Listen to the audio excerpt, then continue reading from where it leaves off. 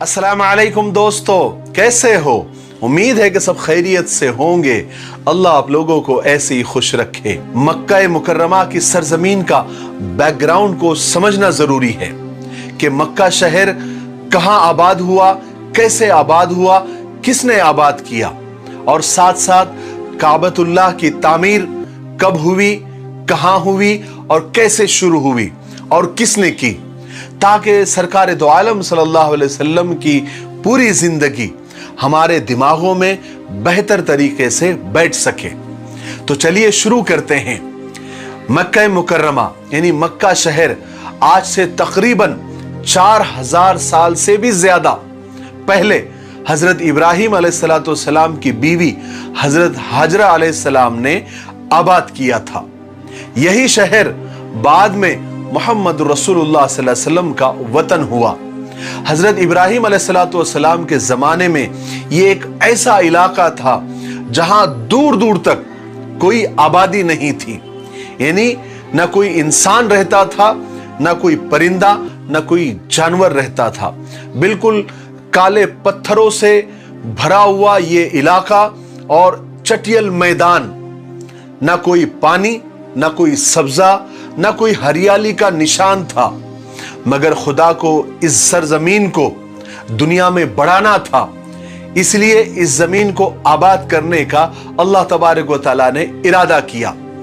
उसने अपने दोस्त, अपने खलील, अपने प्यारे नबी हजरत इब्राहिम अलैहिस्सलाम को हुक्म दिया कि वो अपनी बीवी और अपने दूध पीते बच्चे को इस जमीन में पहुंचा दे। हजरत इब्राहिम अलैहिस्सलाम ने अल्लाह के हुक्म के आगे सर झुकाया और अपने बीवी बच्चों को इस वीरान और चटियल मैदान में पहुंचा दिया। अल्लाह के खलील यानी अल्लाह के दोस्त हजरत इब्राहिम अलैहिस्सलाम ने अपनी प्यारी बीवी और अपने मासूम बच्चे हजरत इस्माइल अलैहिस्सलाम को उस वीरान जगह पर अकेले छोड़कर चले गए। हजरत हाजरा अलैहिस्सलाम यहां पर हैरान और परेशान फिर रही थी। उनकी गोद में मासूम बच्चा भूख और प्यास से तड़प रहा था। अल्लाह ताला ने अपने फरिश्ते हजरत जिब्राइल अलैहिस्सलाम को भेजा। जिस जगह आज काबा है उसके करीब हजरत इस्माइल अलैहिस्सलाम जहां प्यास की वजह से अपनी एड़ियां रगड़ रहे थे, अल्लाह के हुक्म से वहां पर पानी का चश्मा उबल पड़ा। यही वो चश्मा है जो जमजम का कुआं कहलाता है। इस तरह खुदा ने इस सूखे और बंजर इलाके में पानी का इंतजाम कर दिया और हजरत हाजरा और उनका बेटा हजरत इस्माइल अलैहिस्सलाम यहां सब्र और सुकून के साथ रहने लग गए। फिर क्या था, यहां पानी को देखकर परिंदे आने शुरू हो गए। हर वक्त परिंदों के झुंड वहां पर उड़ने लगे। इत्तेफाक से उस जमाने में एक काफिला वहां से गुजर रहा था। वो काफिला एक कबीले का था। वो कबीले का नाम बनी जुरहुम था, जो पानी की तलाश में इधर उधर भटक रहा था।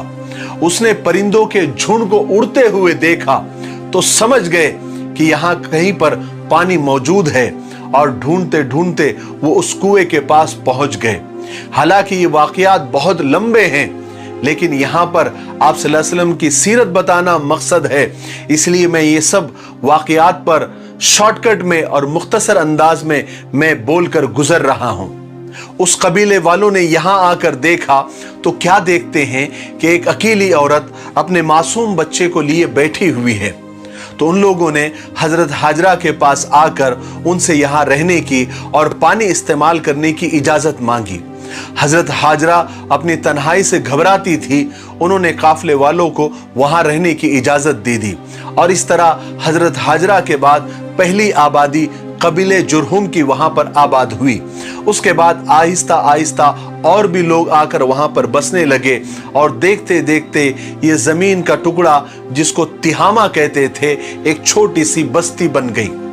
हजरत हाजरा अलैहिस्सलाम को यहां रहते हुए पूरे 15 साल बीत गए। उनके बेटे हजरत इस्माइल अलैहिस्सलाम भी पूरे 15 साल के हो गए और एक दिन हजरत हाजरा अलैहिस्सलाम का इंतकाल हो गया। वो इस दुनिया से रुखसत हो गई। हजरत इस्माइल अलैहिस्सलाम ने अपनी माँ को जमजम के कुएं के करीब ही एक जगह दफन कर दिया। حضرت حاجرہ علیہ السلام کے انتقال کے بعد حضرت ابراہیم علیہ السلام